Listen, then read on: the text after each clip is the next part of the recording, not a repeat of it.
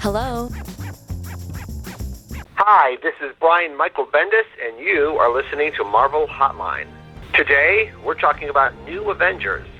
Well, I was out of my mind excited. It's even hard to describe. Every childhood memory you have, every time you're sitting alone with an Avengers comic, and every thought you've ever had about the Avengers comes rushing to you. I just remember these books being very important to me, and now I'm writing one of them, thinking about Kurt Busiek and George Perez, Avengers #1, and what that meant, and what that did, and how ours will be different, and yet have, hopefully the best of both worlds of with the modern sensibility and the classic sensibility.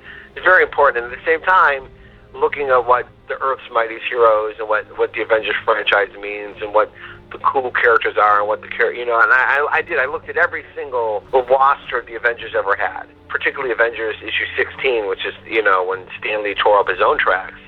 It took out some beloved heroes and put on two Brotherhood of Evil Mutants and Hawkeye, who was the villain at the time, and put them on the Avengers with Cap. And I wonder what, if the internet existed back then, what the reaction would have been like. And then I thought, no, this is wide open. Let's get in there. And I thought about Luke Cage, and I thought about Spider-Woman on top of what I thought, why Wolverine should be on the team, why Spider-Man should be on the team, and I made my argument in the book, and a lot of people were yelling at me. Even when they heard the roster or saw a tease of the roster, there were people who were yelling, and I was able to, within the context of the book, be able to express why Captain America would come to Spider-Man, or why Wolverine would be needed in this day and age, and also just reintroducing the Sentry.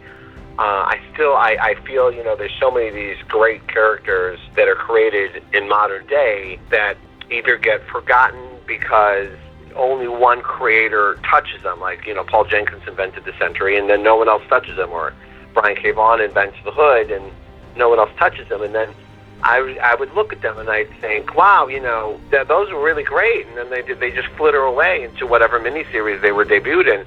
And I remember calling Paul and Brian K. Vaughan separately and going, hey, can I borrow the Sentry? And Paul go, oh, please, thank you. I've been waiting for years for someone to call me to have to use the Sentry. So I took it upon myself as one of my mandates to breathe some life into some modern characters, too, that were born of this day and age.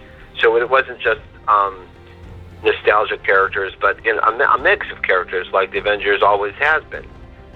This is Brian Michael Bendis. Thank you for listening. Thank you for buying the books. Thank you for reading. Thank you for commenting. This is Marvel, your universe. Thanks for calling. Check back next week for more Marvel Hotline. Marvel, your universe.